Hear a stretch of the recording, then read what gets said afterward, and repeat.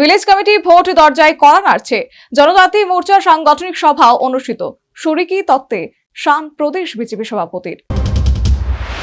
বাম জামানার শেষের দিকে পাহাড়ে ভিলেজ কমিটি ভোট অনুষ্ঠিত হয়েছিল। সেই হিসেবে অনেক আগে এডিসির ভিলেজ কমিটির ভোট অনুষ্ঠিত হবার কথা, কিন্তু আজও সেই ভোট হয়নি। এর মধ্যে এডিসি ভোট 2023-এর বিধানসভার ভোট অনুষ্ঠিত হয়েছে। পাহাড়ে ভিলেজ কমিটির ভোট নিয়ে আইন আদালত হয়েছে।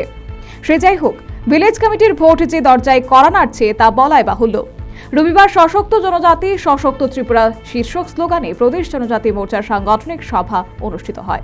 সভায় প্রদেশ বিজেপি সভাপতি রাজীব ভট্টাচার্য, প্রদেশ জনজাতি মোর্চার সভাপতি পরিমল দেববর্মা, মন্ত্রী বিকাশ দেববর্মা, বিধায়ক ভগবান চন্দ্র দাস সহ অন্যান্যরা উপস্থিত ছিলেন। প্রদেশ বিজেপি সভাপতি দাবি করেন, কেন্দ্র ও রাজ্য সরকার রাজ্যের জনজাতিদের সমূহ উন্নয়নে বিভিন্ন পদক্ষেপ গ্রহণ করেছে। এই জনজাতিদের শিক্ষার জন্য একলব্য বিদ্যালয়, 18টা একলব্য বিদ্যালয়, যেখানে জনজাতি ছাত্রছাত্রীরা হোস্টেলে থেকে তাদের উচ্চ শিক্ষায় শিক্ষিত হতে পারে, তার ব্যবস্থা আমাদের মোদীজি আমাদেরকে দিয়েছেন।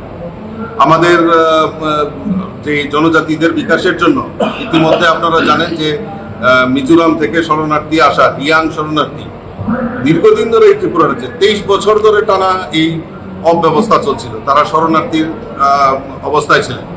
আমাদের সরকার, আমাদের মোদিজির প্রয়াসে সেখানে আমাদের তাদেরকে স্থায়ীভাবে পুনর্বাসন এবং ত্রিপুরার পার্মানেন্ট রেসিডেন্ট করার প্রয়াস আমাদের দেশের যশস্বী প্রধানমন্ত্রী করেছেন।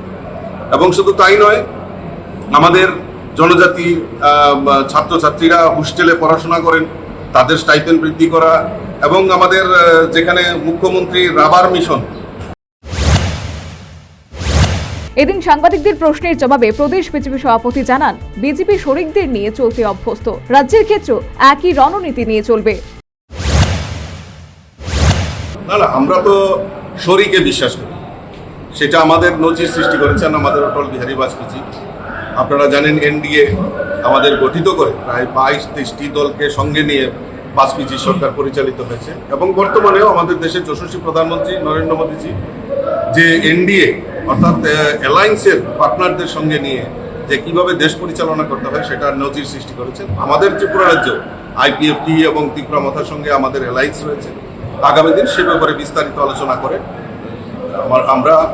আমরা অ্যালায়েন্সে বিশ্বাস করি, এবং আগামী দিন আমরা এই ত্রিপুরা রাজ্যের জনজাতিদের বিকাশের জন্য একসাথে সবাই মিলে আমরা একই প্ল্যাটফর্মে আমরা সবাই মিলে কাজ করি। প্রসঙ্গত উল্লেখ্য, 2021-এর এডিসি নির্বাচনে প্রতিদ্বন্দ্বিতা করে শাসক দলকে হারিয়ে দেয় ত্রিপুরা মথা। স্বশাসিত জেলা পরিষদের 28টি আসনের মধ্যে বিজেপির ঝুলিতে যায় 10টি আসন। অপরদিকে 18টি আসন দখল করে এডিসির ক্ষমতায় বসে ত্রিপুরা মথা। সংশ্লিষ্ট নির্বাচনে বিজেপির শরিক দল আইপিএফটি এবং বাম দলের ভরাডুবি হয়। এরপর 2023-এর বিধানসভা নির্বাচনে পাহাড়ের 20টি আসনের মধ্যে ত্রিপুরা মথা 13টি আসন দখল করে বাজিমাত করে। বিজেপি দখল করে 6টি আসন এবং শরিক দল আইপিএফটি একটি আসন। নির্বাচনে পাহাড়ে বাম কংগ্রেসের সমূহ পরাজয় ঘটে। সে যাই হোক, রাজনৈতিক বিশ্লেষকদের অভিমত, বর্তমানে পাহাড়ে সাংগঠনিক শক্তি বিস্তারে পরস্পর প্রতিদ্বন্দ্বিতায় রয়েছে বিজেপি, ত্রিপুরা মথা সহ আইপিএফটি। এক্ষেত্রে একদা পাহাড়ের দুদণ্ড প্রতাপশালী বামেরা তাদের হারানোর রাজনৈতিক জমি ফিরে পেতে মরিয়া প্রয়াস জারি রেখেছে। তাছাড়া কংগ্রেসও তাদের এসটি সেলকে শক্তিশালী করার দিকে নজর দিয়েছে। মোটের উপর এডিসি ভিলেজ কমিটির ভোটের ঢাকে কাঠি পড়ার আগেই সাজু সাজু রব পাহাড় এলাকায় নিজ নিজ রণকৌশলে ঘটি সাজাচ্ছে প্রত্যেকটি রাজনৈতিক দল। উদ্দেশ্য পাহাড়ে পা জমানো। তবে ফলাফল কি হয় তা অবশ্য সময় বলবে। Bureau report, news vanguard.